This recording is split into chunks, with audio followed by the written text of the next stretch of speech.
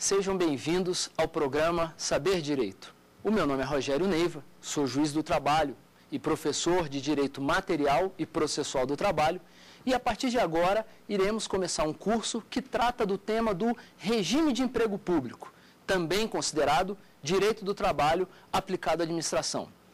Muito bem, uma primeira ideia fundamental que é preciso que você entenda para a compreensão do direito do trabalho aplicado à administração pública envolve algumas noções e alguns conceitos relacionados à organização administrativa.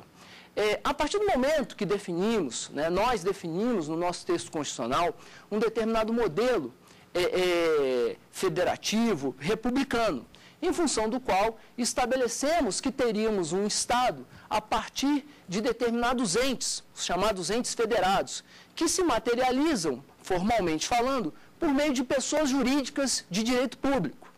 Muito bem, então a partir desta premissa, nós temos a ideia da existência da União, dos Estados, do Distrito Federal e dos municípios. Mas de nada adiantaria o estabelecimento das pessoas jurídicas de direito público, ou seja, desses entes políticos voltados ao cumprimento dos papéis institucionais, e aí eu digo não apenas exercícios de competências legislativas, assim definidos no texto constitucional, como também o cumprimento de atribuições administrativas. De nada adiantaria se nós não estabelecêssemos um modelo, um sistema, um complexo orgânico administrativo para o atendimento e a execução dessas atribuições. De modo a cumprir com seus papéis institucionais, os entes de direito público podem criar órgãos, desenvolvendo uma atividade administrativa denominada desconcentração, podendo também criar pessoas, desenvolvendo uma atividade denominada descentralização. Então, quando falamos em desconcentração, estamos falando na criação de órgãos. E aí estamos nos referindo ao conceito de administração direta. Quando falamos em descentralização, nos referimos à criação de pessoas. E aí estamos tratando do conceito de administração indireta. Esses conceitos vão compor a ideia da organização administrativa do Estado. Muito bem, mas de nada adianta estruturarmos um complexo orgânico envolvendo órgãos e pessoas correspondendo à organização administrativa do Estado, se não tivermos aquela gente, aquelas pessoas que irão, aqueles seres humanos que irão efetivamente executar e praticar atos voltados ao cumprimento das atribuições e dos papéis institucionais e administrativos estatais. Ou seja, de nada adianta estruturarmos um complexo de organização administrativa se não tivermos pessoas que pratiquem atos administrativos e cumpram com as funções fundamentais para que as finalidades estatais sejam alcançadas. E a partir dessa ideia, nós entramos no conceito de servidores públicos. Ou seja, quem são os servidores públicos? Os servidores públicos são os trabalhadores do Estado. Os servidores públicos são aqueles que guardam um vínculo de natureza profissional com um ente estatal e irão praticar os atos necessários ao atendimento das finalidades estatais e, portanto, cumprimento das atribuições administrativas que recaem sobre cada ente da federação, assim estabelecidas no texto constitucional. Quando falamos em aplicação do direito do trabalho na administração pública, a jurisprudência do TST vem construindo uma tese, uma compreensão a respeito desses conflitos. No seguinte sentido, o que vem fazendo a jurisprudência do TST? A jurisprudência vem fazendo o seguinte. Primeiro, separa. O TST vem em vários, e nós vamos ver concretamente o que eu quero dizer com isso. O TST vem separando, de um lado, empregados da administração direta, autarquias e fundações. Do outro lado, empregados das empresas públicas e sociedades de economia mista. A partir dessa compreensão, para os empregados da administração direta, autarquias e fundações, a jurisprudência do TST vem fazendo prevalecer a lógica do direito administrativo. para os empregados das empresas públicas e sociedades de economia mista, a jurisprudência, quando houver essa tensão, este conflito entre a lógica do direito administrativo e a lógica do direito do trabalho, a jurisprudência do TST vem fazendo prevalecer quanto a esses empregados das empresas públicas e sociedades de economia mista, a lógica do direito do trabalho. Existem situações, existem construções jurisprudenciais que têm um caráter universal em relação a todos os empregados de todas as esferas da organização administrativa do Estado. E eu destacaria isso em relação ao caso da aplicação das restrições da legislação eleitoral, que corresponde à orientação jurisprudencial 51 do TST, o caso do respeito ao teto constitucional, previsto lá no artigo 37, inciso 11 da Constituição, e essa tese foi estabelecida por meio da orientação jurisprudencial 339 da SBDI 1 do TST, e também o caso a tese envolvendo a necessidade da realização do concurso público, que será tema da nossa próxima aula, diga-se de passagem, que foi consolidada por meio da súmula 363 do TST. Tirando essas três situações que a jurisprudência do TST universalizou, você pode considerar, para efeito de solução desta tensão entre o direito do trabalho e o direito administrativo, esta separação, considerando a esfera da organização administrativa do Estado e que para uns será adotada a lógica do direito administrativo e para outros a lógica do direito do trabalho. E aí, a grande dica que eu dou é a seguinte: se está sendo perguntado algo a respeito de um empregado de uma empresa pública, sociedade de economia mista, marque a resposta que contempla a lógica do direito do trabalho, protetiva ao empregado.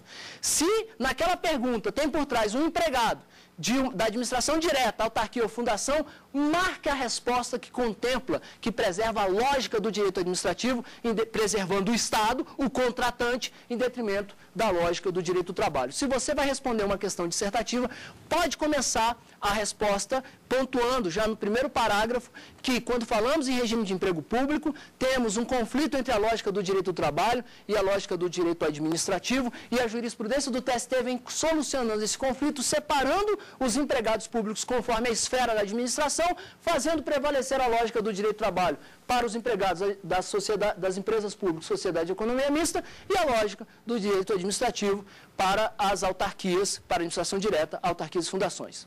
A questão do concurso público para estabelecimento do emprego público, na verdade, passou por toda uma evolução e debate, não apenas do ponto de vista legislativo, constitucional, como também jurisprudencial. Mas antes de entrarmos especificamente na questão do emprego público, da questão do concurso público, enquanto condição fundamental, e vamos ver qual é a natureza jurídica dessa condição, aliás, é preciso que sejam repassados alguns conceitos relacionados às nulidades e aos elementos essenciais do negócio jurídico no direito do trabalho. No plano da validade dos negócios jurídicos, é preciso que se respeite os elementos essenciais, ou seja, para que o negócio jurídico seja tido como válido, é preciso que não haja nenhum vício em relação a nenhum dos elementos essenciais. E aí a pergunta que se faz é: quais são os elementos essenciais do negócio jurídico? Os elementos essenciais do negócio jurídico correspondem ao elemento subjetivo, sujeito, elemento objetivo, objeto, e forma, elemento formal. Muito bem. Quando temos um vício a respeito de um elemento essencial do negócio jurídico, estamos diante de um fenômeno jurídico denominado, isso tomando emprestado a lógica e a teoria geral do direito civil, estamos diante de um fenômeno jurídico denominado nulidade. E a nulidade irá comprometer a eficácia, ou seja, a produção de efeitos, ou seja, a geração de direitos e obrigações desde a origem, desde o estabelecimento da relação jurídica. Daí porque se diz que o reconhecimento da nulidade tem eficácia ex tunc, em função da retroatividade do comprometimento dos efeitos jurídicos. Isso é o que nos diz a teoria geral do direito civil. Mas a pergunta que precisamos enfrentar nesse momento é: e como funciona a teoria de nulidades no direito do trabalho? De modo a responder, a enfrentar a resposta, eu começaria lhe dizendo o seguinte: no direito do trabalho, nós não temos ou uma teoria geral de nulidades. Como assim? Para cada vício envolvendo cada um dos elementos essenciais, o direito do trabalho vai dar um tratamento jurídico diferenciado. Se o vício envolve o sujeito, por exemplo, a contratação de um menor, o direito do trabalho não trata da mesma forma que faz o direito civil. Imaginem os senhores o que aconteceria se, adotando a lógica do direito civil, diante da contratação, por exemplo, de um menor, né, a maioridade no direito do trabalho, a capacidade absoluta se dá com 18 anos, relativa com 16 para contrato especial de aprendizagem a partir dos 14. Então, imaginemos o que seria, adotando a teoria de nulidades do direito civil, estarmos diante de uma situação na qual alguém contrata um menor de 12 anos de idade, não anota carteira, não respeita limite de jornada, não respeita regras de segurança e medicina, o submete a trabalho insalubre, e se nós, tomando emprestado a lógica do direito civil, disséssemos, bem, estamos diante de um vício sobre um elemento essencial, sujeito, portanto, a consequência disso seria nulidade, nulidade essa que compromete a eficácia do ato desde a origem, fazendo com que não se produza efeitos jurídicos, leia-se direitos e obrigações, e com isso estamos dizendo para este contratante que violou uma série de normas, estamos dizendo para ele que ali não haveria nenhuma obrigação de pagar hora extras, FGTS ou qualquer outro dever decorrente do contrato de trabalho, né? Então teríamos aí uma dificuldade em trazer a lógica do direito civil para o campo das nulidades no direito do trabalho quando estamos diante de um vício de um menor. Exatamente, em função disso, a doutrina e a jurisprudência no direito do trabalho considera, diante desse vício, que não estamos diante de uma situação ensejadora do reconhecimento de nulidade. E sim, estamos diante daquilo que é chamado trabalho proibido, de modo a se preservar todos os efeitos.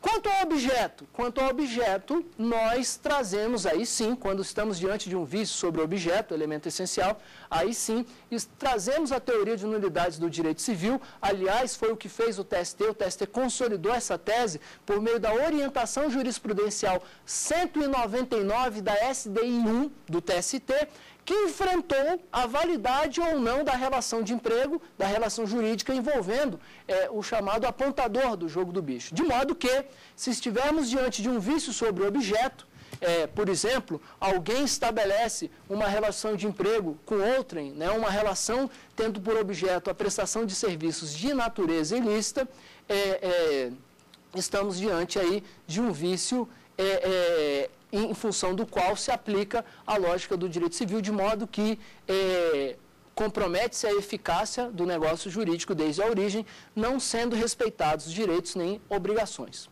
Mas o fato é que o emprego em comissão é uma daquelas construções, né, que poderíamos considerar aí um monstrinho jurídico, né, no sentido de ser uma figura atípica a exigir a nossa reflexão e compreensão da natureza jurídica, de modo que o emprego em comissão seria, vamos dizer, um misto de cargo público em provimento comissionado, lá do regime estatutário, com emprego público. Vimos que podemos ter, em primeiro lugar, o chamado servidor público estatutário, que ocupa um cargo público, uma unidade de poder complexo de atribuições, denominado cargo público. Este cargo público pode ser provido em provimento efetivo, a depender de concurso público, ou em provimento comissionado, envolvendo os cargos de livre nomeação e exoneração. Mas nós não temos, de maneira precisa e clara, a previsão, nem no texto constitucional, nem em textos infraconstitucionais, do chamado emprego em comissão. O cargo em comissão é aquilo que permite que, em função do elemento relação de confiança entre o dirigente da administração e aquele determinado trabalhador, seja provido aquele cargo.